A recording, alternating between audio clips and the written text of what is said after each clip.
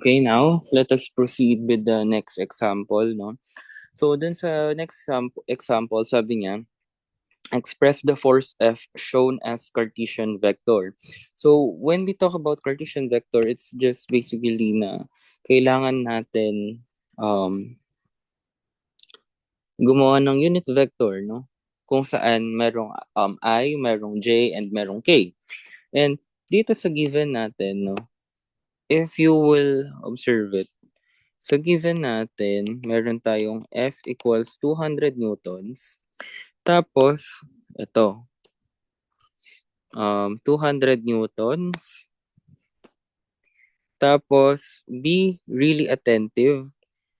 Y to, Z to, and this one is X. Okay? So, be attentive with that kasi baka mamali kayo. Now,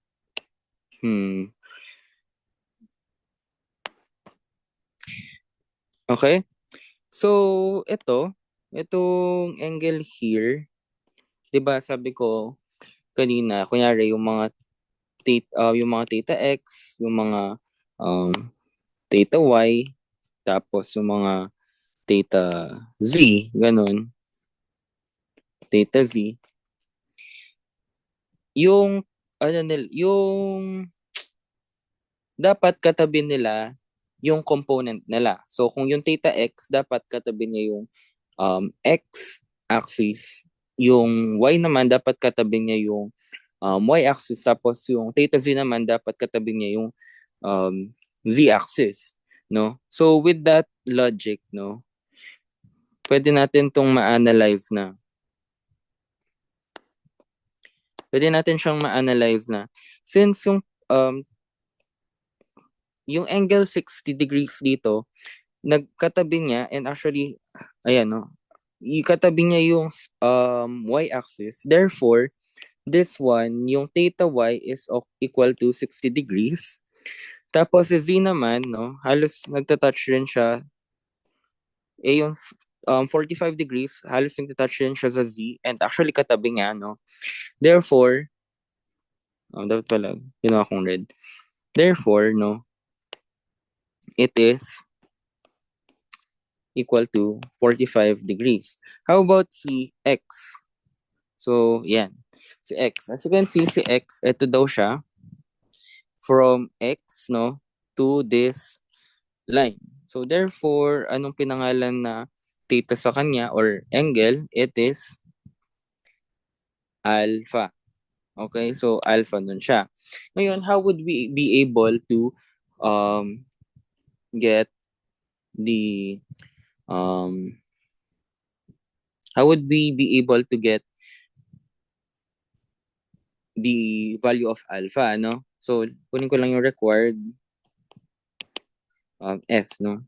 Tapos, solution. To get the theta, to find the theta, or should I say the alpha, kailangan natin tong gamitin, itong formula na to. Cos squared theta x plus cos squared theta y plus cos squared theta z equals 1. No? So, gamitin lang natin cos squared theta x plus cos squared, wait lang, plus cos squared, so this one is theta y, tapos ito ay cos theta z, and they are equal to 1.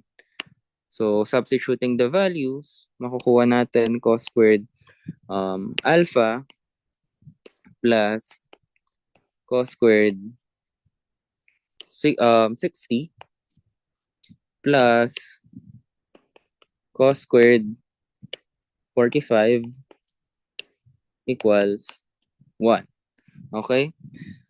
Ngayon, pwede natin actually pwede na itong i-shift solve kasi walang shift solve yung calculator ko. So, let us solve manually.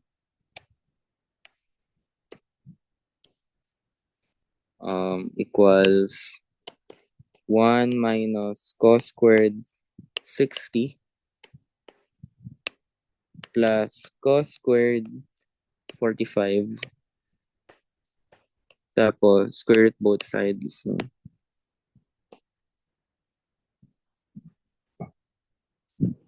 So, magiging to cos alpha.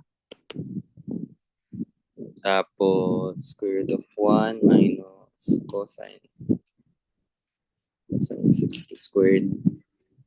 Actually, wait lang, nagkamali ako dito. Dapat minus pala. Minus cosine 45 squared.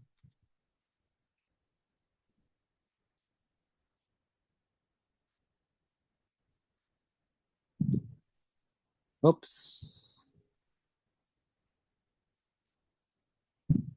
Ayan. So, nakuha ko ditong sagot ay 1/2.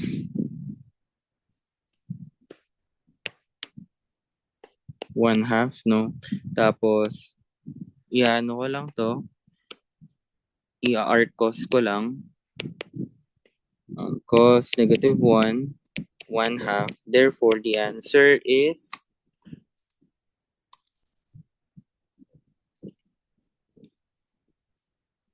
60. Okay? 60 degrees. Then, well, actually, wait. Mali pala ako. So, di ba, square root natin to, magiging tong positive, negative. Since square root natin yan, magiging sagot is positive, negative. So, dalawa niyan yung magiging sagot dyan. Yung isa, naka-positive, yung 1/2. While yung isa naman, naka-negative yung 1/2. Negative 1/2 equals yung negative 1/2 is equal to 120 degrees. Ngayon, ayan, dalawa yung value ni alpha. What we are going to do is we are going to analyze the force, or yes, the given figure. Tapos, since Cartesian vector to, no, kailangan nating i-consider yung direction. And since si alpha is along the x-axis, theta x is, or alpha is x-axis siya, kailangan nating tignan yung x-axis, no? Yung x-axis, pati yung direction nung force na binigay. Since yung ano naman, yung force na to is papunta siya, kung itutudin natin to, pag ganyan nun siya, diba? Basically, papunta rin siya doon, no? Therefore, pa-positive x-axis. Since positive siya, yung i-consider natin is positive. Ito. So, 60 degrees yung tamang answer. Ngayon, ayun. By inspection, fx is positive. Therefore, 60 degrees yung answer. Tapos, di ba dito, hindi pala nakalagay. Yung next niya natin na formula na hindi ko pala nalagay, it's gagamit lang tayo ng parang unit vector, no? So, f equals f cos theta x tapos I plus f cos theta y tapos in j plus f cos theta z and k. Okay? Tapos, i-ano lang natin, isa-substitute lang natin. So, 200 cos 60 I plus 200 cos yung y is 60 j tapos 200 cosine 45. Okay. So, solving individually, this one would become 100 newtons I plus 200 cos 60, or this is ano rin, 100 newtons J. Tapos yung next is 200 cos 45, which is 141.4214 newton K. So therefore, this is the answer. Yun na yun. Pag Cartesian vector, basta vector lang yung unit vector yung kailangan mong gawin. Okay. Next is two forces act on the hook shown. Specify the magnitude of F2 and its coordinate direction, angles of F2, that the resultant force R acts along the positive y-axis and has a magnitude of 800 newtons. Again, analyze the question. Two forces act on the hook shown. So, meron tayong force dito na force 2 at force 1. Specify the magnitude, ayan, magnitude of F2 and its coordinate direction angles of F2. That the resultant force Fr acts along the positive y-axis and has a magnitude of 800 newtons. So, meron tayong given yan dito na Fr is equal to 800 newtons. And since sinabi niya, it's along the positive y-axis, i-unit vector natin to. So, 800 newtons J. Okay? Since y-axis. Ngayon, yung required niya natin dito is F2, no? Pati theta x, theta y, and theta z. Okay? Yan yung hahanapin natin. Ngayon, using this formula once again, no?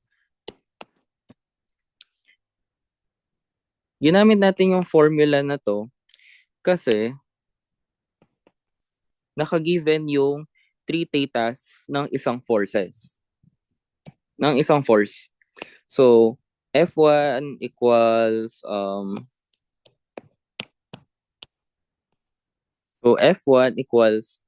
F1 cos theta x plus F1 cos theta y plus F1 cos theta z. Okay?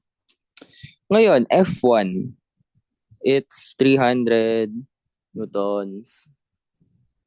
Okay, so i-ano lang natin, i-express lang natin to in unit vectors, no? Okay, so yung theta x natin, no? Ito daw yung x. Yung theta x daw natin, ito yung force 1, di ba? Tapos, yung force 1, katabi niya ay, tapos ito yung angle. Ito yung force 1, tapos ito yung angle. Tapos katabi niya yung x-axis. So, since katabi niya yung x-axis, therefore, this one is 45 degrees. Ito naman, this is the, the F1. Tapos, katabi ng angle na to, yung y-axis. So, therefore, ito ay, yung theta y is, therefore, yun yung theta y, which is equal to 60 degrees, no? Tapos, burahin lang natin ulit to kasi baka mali to. From ito, si F1, hanggang daw sa Z, ayan, it's 120 degrees. Nagtatouch siya dun sa Z axis and magkatabi sila. Therefore, theta Z is equal to 120 degrees. Okay? So, Yan, F1 equals, so i-express lang natin to in unit vector. So 300, yung F1 natin is 300. So cos 45 plus 300 cos 60 plus 300 cos 120. Don't forget the I, J, and K. Since unit vector nga, no? J and K. So 300 cos 45, F1 natin is equal to 212.1320 I plus 300 cos 60, it's 150. 150 J plus 300 cos 120, which is negative 150.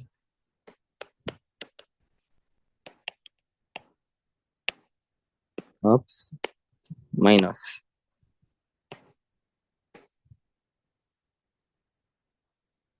Oops, wait lang. Yan. Negative 150. May color green. 150 K. Okay? Ngayon, meron na tayong ito. Remember, yung objective natin dito is to find the magnitude of F2. So, wala pa tayong F2, no? Pero meron tayong FR, which is the resultant. And since yung resultant, meron tayo which is 800 newtons, diba? Since FR is the resultant, therefore, F1 plus F2. Okay? Ngayon, yung F2, i-apply lang natin yung same formula na ganito. Kailangan natin siyang i-express in unit vectors.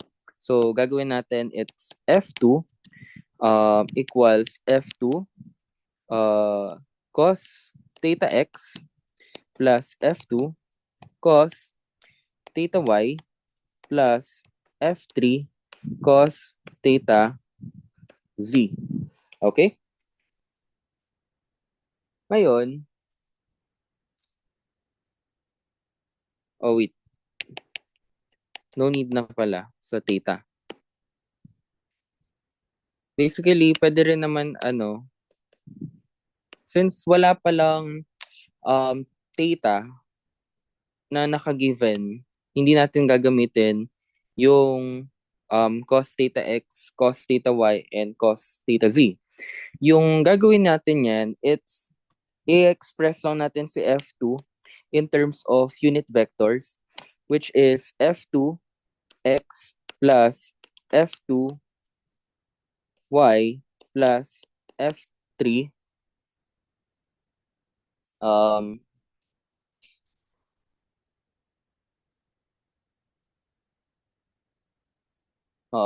F2 z and I, J, K. Okay? Okay, F. Ayan. Ngayon, meron na tayong um value for F2. Well, equation for F2 but not a value for F2. Then, pwede na nating ilapat yung value ng F1 dito and value ng F2 here. So, FR natin is once again 800 newtons, no? F1 natin is 212.1320 I plus 150J minus 150K tapos plus F2 XI plus F2 YJ plus F2 ZK. Okay? Ngayon, yung gagawin natin is ipagsasama natin lahat ng mga in terms of I, in terms of J, and in terms of K.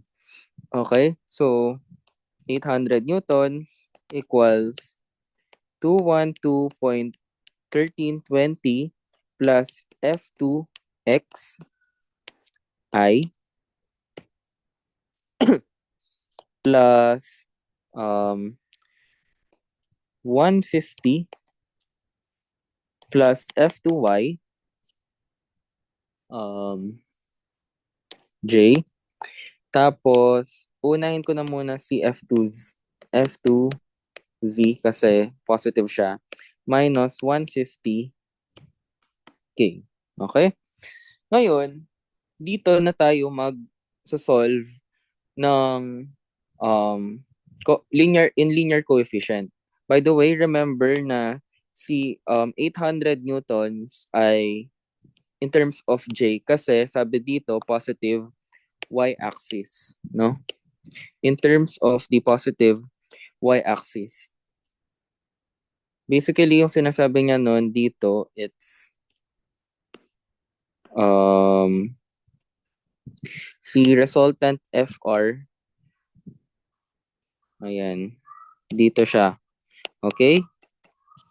Ngayon, solve na natin to using linear coefficient. Solving using linear coefficient. Ayan. So, lahat dapat in terms of I, lahat dapat in terms of J, at lahat dapat in terms of K. So, in terms of I, tatandaan, pag nag-solve tayo ng linear coefficient, meron left-hand side at meron tayong right-hand side. Yung left-hand side, yung mga sa values in the left corner ng equal sign. Tapos, right-hand side, yung mga values in the right corner of the equal sign. So, dito, meron ba tayong I na value sa left-hand side? Since wala naman, 0 lang yan. Equals I, it's sa right-hand side, meron tayong I which is 212.1320 plus F2x. So, solving this, makukuha natin F2x equals negative 212.1320 newtons. Next, sa J naman. Sa J naman, meron tayo, of course, which is 800 newtons, no? Is equal to 150 plus F2y.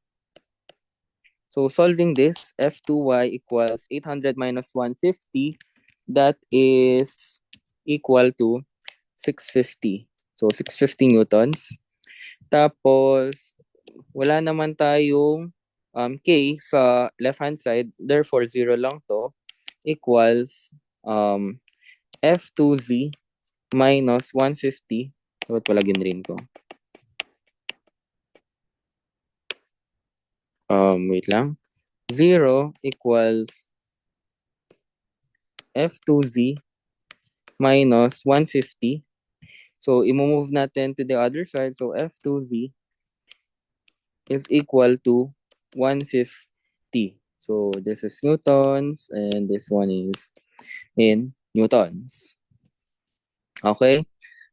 Ngayon, makukuha na natin yung actually, di pa pala natin kailangan natin kunin yung magnitude ni F2 since, di ba nga, missing pa yung value ni F2. Since gagawin niya natin, gagamitin lang natin yung Pythagorean theorem. So, F2 pero in 3D. So, in F2x squared plus F2y squared plus F2z squared. So, if you are wondering bakit naging ganito, ito yung tinuro kanina dun sa first na ayan. Okay, parang ganyan. Ngayon, ilalapat na lang natin yung answer i-aanohin na lang natin. So, negative 212.1320 squared plus F2Y natin is 650 squared plus 150 squared. Okay? Therefore, the answer for F2 is 212.1320 squared plus 650 squared plus 150 squared. Therefore, yung sagot ay 699.999989 or basically just 700 newtons. Okay?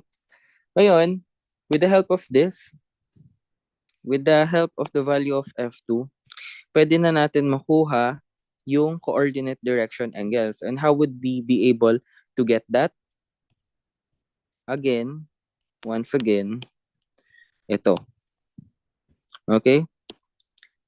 So, gagamitin lang natin yan. Cos theta x equals fx over f2x f2. Tapos, cos theta y, dapat ito, yan, theta 2x, theta 2y equals f2y, f2. Then, cos theta 2y, ay 2z, equals f2z over f2. Okay, so, theta 2x equals cos negative 1 f2x over f2. So, oops, lobat. f2x natin, it's negative 212.13, 700.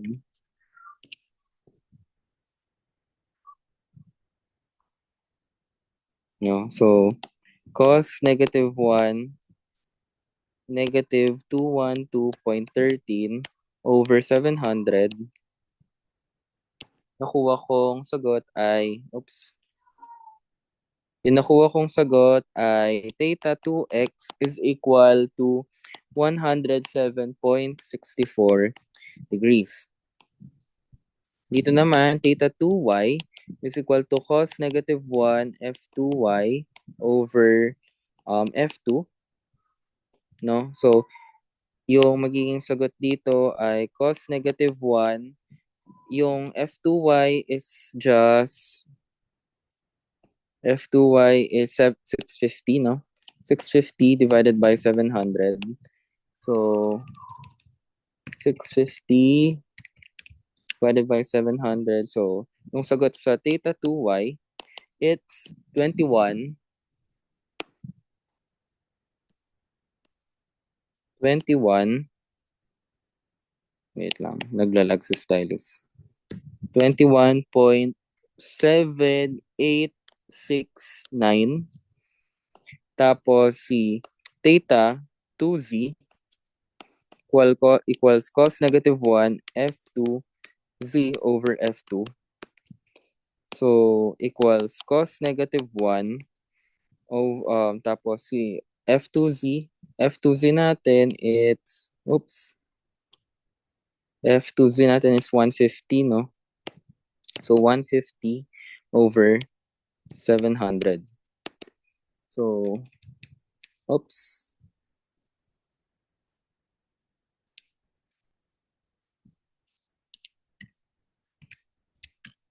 So, sagot ay 77.6264 degrees. So, this one,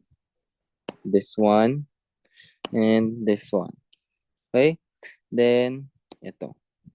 Those are the answers. So, for the last problem, I think hindi magkakasya sa time. Sige, I'll try na anuhin, ikasya na. So, a transmission tower is held by three guys anchored by bolts at B, C, and D. If the tension of the wire AB, so wire AB ito, is 525 lbs, no? It's 525 or 525 pounds. Determine the components. Determine the components of the force exerted by the wire at bolt B. Ito, at bolt B. Okay?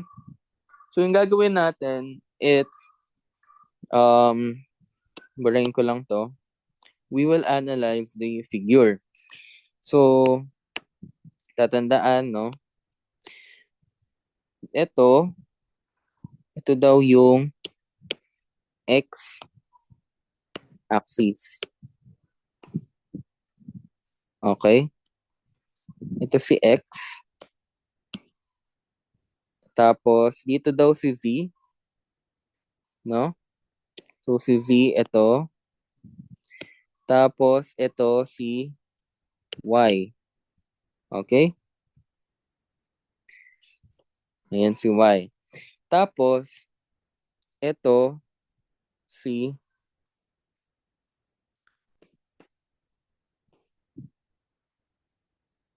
um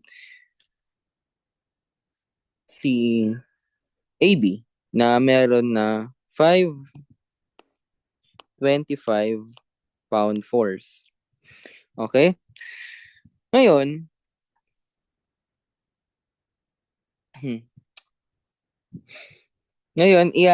i-analyze natin siya using vector quantities, no? So, using vector quantities, so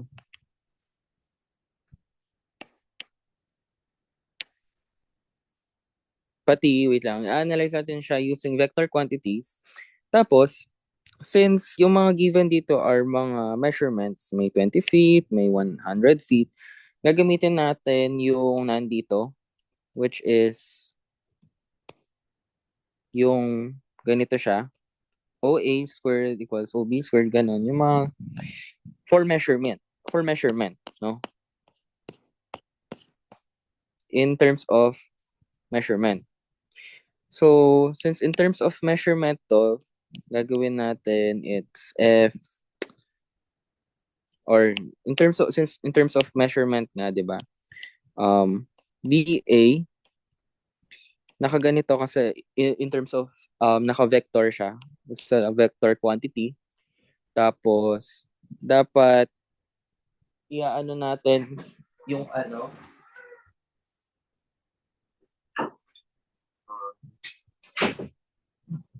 dapat yung nandito is x-axis, no? So, in terms of x, so in terms of x, nandito daw siya. Nandito daw siya. So, 25 feet. Pero, since this is the positive positive x-axis, and this is the negative x-axis, magiging tong negative 25 I. Tapos, dito naman, obvious na obvious yung y, no? Ayan, 100, positive 100 J. Tapos, sa Z naman, dito daw siya sa Z. Nasa 20 feet. So, since nasa 20 feet daw siya, so, ito, and in terms of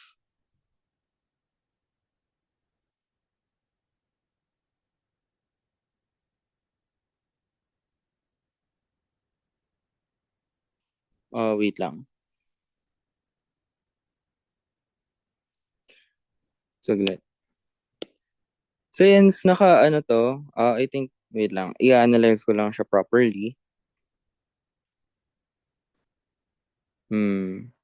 Positive X.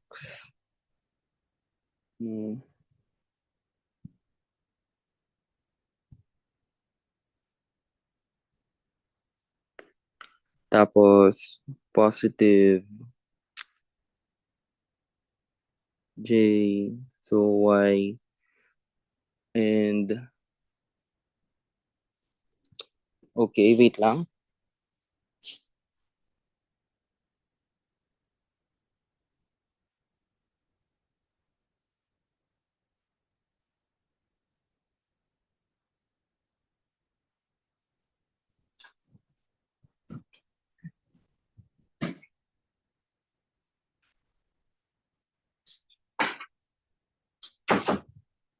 Saglit.